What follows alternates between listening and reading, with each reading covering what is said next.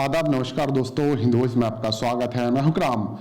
Jamia Millia university में इस वक्त एंट्रेंस एग्जाम चल रहे हैं। लाखों बच्चे हर साल एंट्रेंस एग्जाम देते हैं और उसमें जो सवाल आते हैं उसकी तैयारी वो पहले से ही करके रखते हैं।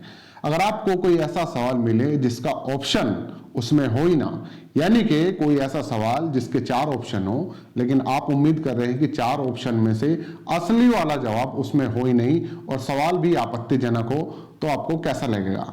आमतौर पर जिन लोगों को जानकारी नहीं होती वो पढ़ के निकल जाते हैं, उनको पता ही नहीं होता कि किस तरह का सवाल था, जो उसमें से ऑप्शन आए उसी पर टिक मार्क करके चले जाते हैं। लेकिन जामिया मिलिया यूनिवर्सिटी में एंट्रेंस एग्जाम में एक ऐसा बेहुदगी भरा सवाल पूछा गया है जिसको लेकर आपत्ति जताई जा रही है और वहां के संगठनों ने इस पर अपनी आपत्ति रखी है और इस मामले में विवाद भी बढ़ता जा रहा है। क्या था वो सवाल और क्यों पूछा गया? क्योंकि बेहद अहम जगह के बारे में सवाल पूछा गया था जो मुसलमानों से जुड़ी हुई बड़ी ही खास जगह है और जिसको लेकर आए दिन झगड़ा होता रहता है। आप लोग थंबनेल देखकर तो समझ गए होंगे मैं बात कर रहा हूं अल अक्सा मस्जिद की, जिसको अभी फिलिस्तीन और इजराइल की जंग भी हमें देखने को मिली थी। रमजान के महीने में अलविदा जुमे के दिन वहां पर जब लोग इफ्तारी करने आए उसके बाद वहां झड़प हो जाती है और उसके बाद हमास यानी कि फिलिस्तीन और इजराइल की जंग भी शुरू हो गई थी।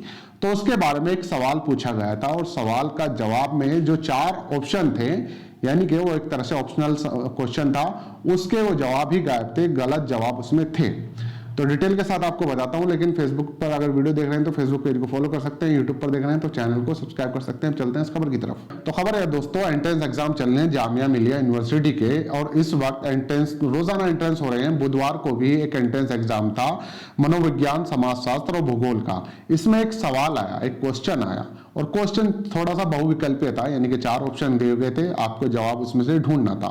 लेकिन क्या हो कि अगर आपको जवाब में से जो गलत जवाब लिखे हुए हैं सही जवाब वहां पर हो ही ना।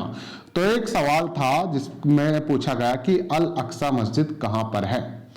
अगर मैं आपसे पूछूं तो आप कहेंगे जेरूसलम में है, फिलिस्तीन में है, या जो इजराइल समर्थित लोग हैं वो कहेंगे इजराइल में है। लेकिन आपको अगर वहां पर फिलिस्तीन मिले ही ना तो फिर आप क्या कहेंगे? तो यहां पर भी ऐसा ही हुआ बिल्कुल। इसमें इजराइल ऑप्शन दिया गया, 2 और ऑप्शन दिए गए, चौथा भी ऑप्शन दिया गया, लेकिन फिलिस्तीन का नाम गायब है, जबकि वो फिलिस्तीन के लिए और दुनिया भर के मुसलमानों के लिए बड़ी खास जगह है अल अक्सा मस्जिद जो है। इसके अलावा जामिया मिलिया यूनिवर्सिटी के जो संस्थापक रहे हैं मोहम्मद अली जोहर, उनकी भी जो कब्र है वो जेरूसलम में है। लेकिन यहाँ पर ऑप्शन में जो दिया गया इजराइल दिया गया, 2-3 और देश दिए गए, लेकिन फिलिस्तीन को हटा दिया गया।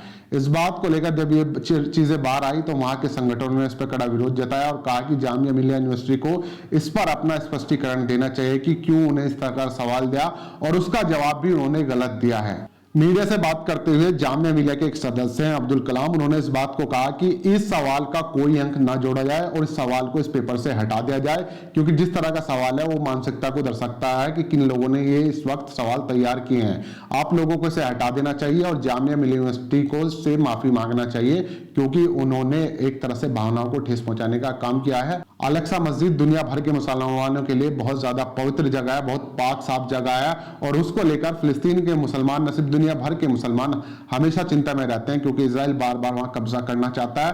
और अभी आप लोगों ने रमजान के महीने में देखा किस तरह से वहां पे एक विवाद ने पूरी तरह से जंग का रूप ले लिया।